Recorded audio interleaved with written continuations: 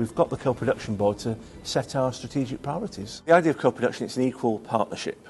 So one principle I was really keen on is that there were equal numbers of service users and carers as there were people who worked for the council, if not a few more overrepresented on the board. There's a lot of talent in the room, there's a lot of understanding in the room, and hopefully a lot of our thoughts and opinions get back to those and make the decisions. We make everything in easy read. The reason that we do that, firstly we have a couple of people on the board with learning disabilities or difficulties, but also what we found is that actually that benefits everybody. As a group, we all listen, we all understand each other, and we all know that we all have our own different ways how we think things should go, but we all have one goal. We want things to be better. The dynamic is really impressive. It's good to see so many different stakeholders from the community who are all talking about similar issues and looking at how they can be resolved by working more closely together to really meet the needs genuinely of the community.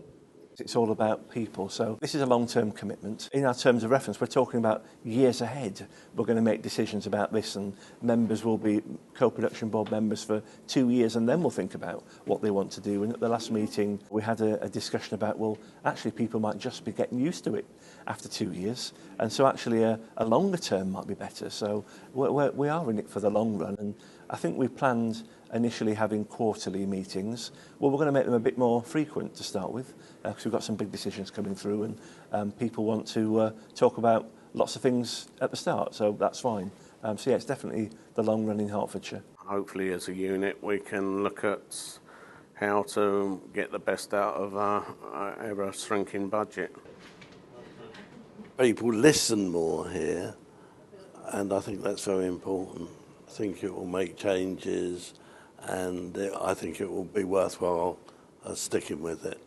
Service users and carers can often be very innovative in their approach. They can look at ways that are best value but still deliver quality. They need to be heard.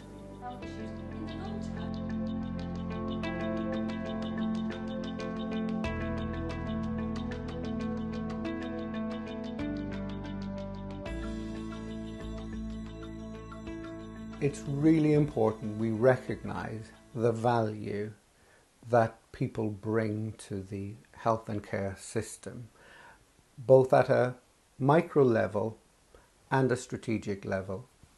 Micro providers such as Endeavour are key to delivering that person-centred, individually bespoke service that people nowadays want. Parents are thinking about moving into supported living. But I'm a family carer of 2 adult sons with autism and learning disabilities, who for the past 8 years have been living in their own homes with a direct payment package from Somerset County Council.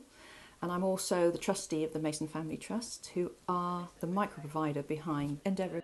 Endeavour is a good example of co-production, and the very reasons why it's here and available is because Rachel does understand the issues. She herself knows that by experience and realised that there was a need for something like this. She knows how hard it can be. She knows the struggles we have with everything else, whether it be emotional, physical or independence-wise. Can you find where this goes? I think it's really important to focus on these independent skills. Lydia's certainly benefited from that environment and learning those skills in that environment.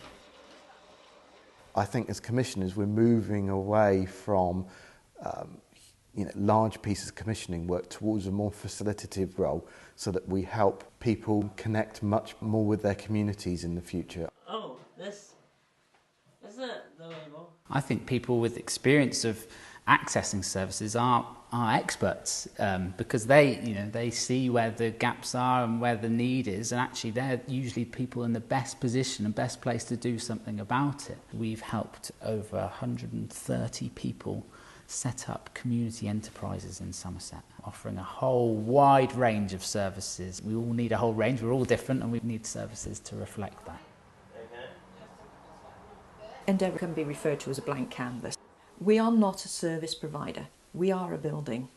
Now that building can support, whether it's a school coming in, whether it's somebody with a direct payment, somebody practicing for a weekend, coming in for the evening. But it does truly depend on how that provider supports that person. Go on then. It's not a school, it's not a classroom, it's somewhere where we have fun but learn at the same time. She asks us what we want to cook, and then I can ask her what I need to do, and if I've got any problems like cooking or chopping up, she helps me. Endeavour helps Mark become more independent. He's living at home at the moment, and obviously the time is going to come when we're not here to look after him. Endeavour provides the opportunity for him to try out different skills. Will you help yourself? When I'm a bit older, I like to live with friends that I know well and get to live independently in my own house with support helpers to help me. We are and we need to look at providing lots of different settings in which to support people. And people with challenging behaviour need quiet environments. They need low arousal environments, and this is certainly one. So in that way it is quite unique. We have to find somewhere to house our learning, and we have gone through a long process over 5 years of finding the places that meet our needs the best, and Endeavour has been one of those. We can teach a lot in the classroom, but it doesn't provide contextual learning. Things like cooking, doing the laundry, gardening, even things as simple as socialising around in the living room, watching the TV and playing games together. 27. I have. Co-production is a way that we like to work anyway at Selworthy, so that the learners take a great lead in their learning and they tell us what they would like to learn, and then we are able to facilitate that, and Endeavour has made that even more possible for us. I'd like to get to a point in the future for us that it's duplicated.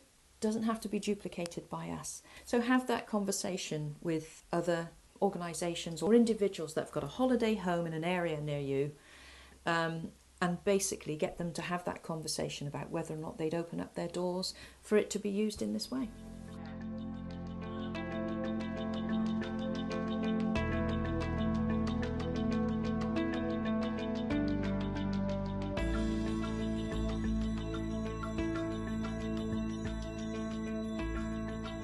When I was 21, I had a traumatic brain injury.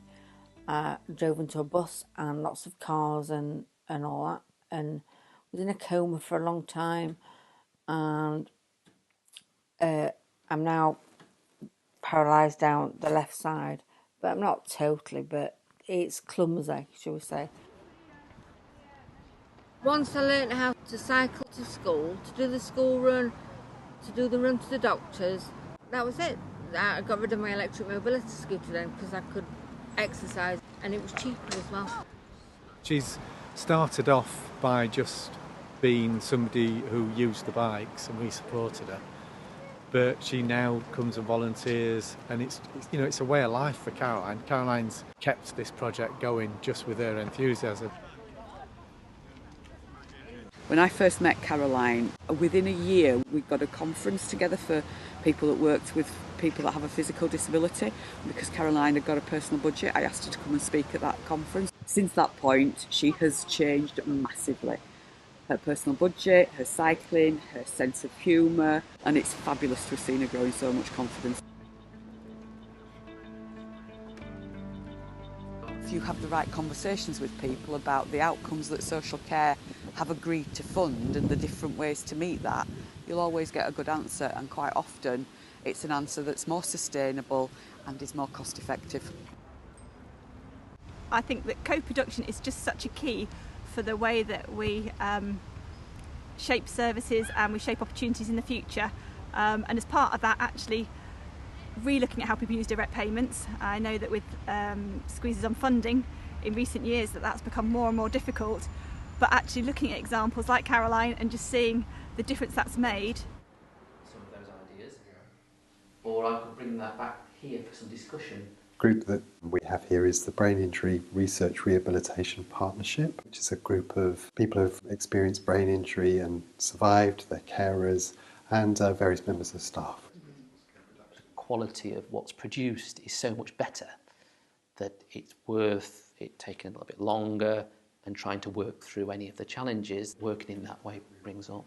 Professionals bring great many qualities to the table, but what they don't, by and large, bring is the experience, the lived experience of having a brain injury in modern society, and for our purposes in this research project, the lived experience of being on the recipient of what we try to provide.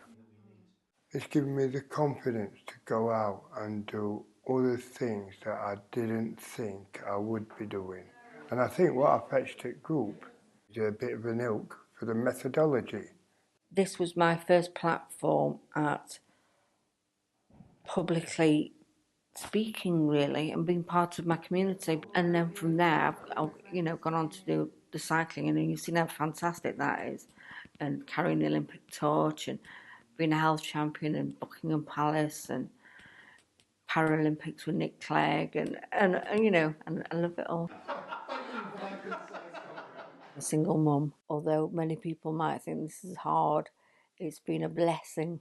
I love my kids, they're just wonderful, and my life's been good. So despite everything, my life's been good.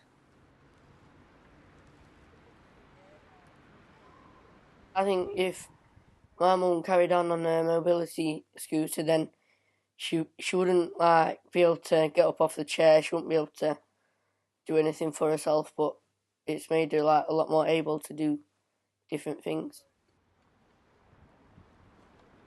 The cycling and everything has helped to help others within society who have been through the same similar sort of things. It improves not only her life but other people's.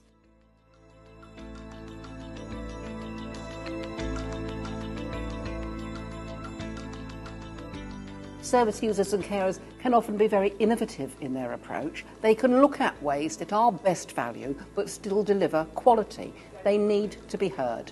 People with experience of accessing services are experts because they see where the gaps are and where the need is, and actually they're usually people in the best position and best place to do something about it. If you have the right conversations with people about the outcomes that social care have agreed to fund and the different ways to meet that, you'll always get a good answer, and quite often it's an answer that's more sustainable and is more cost effective.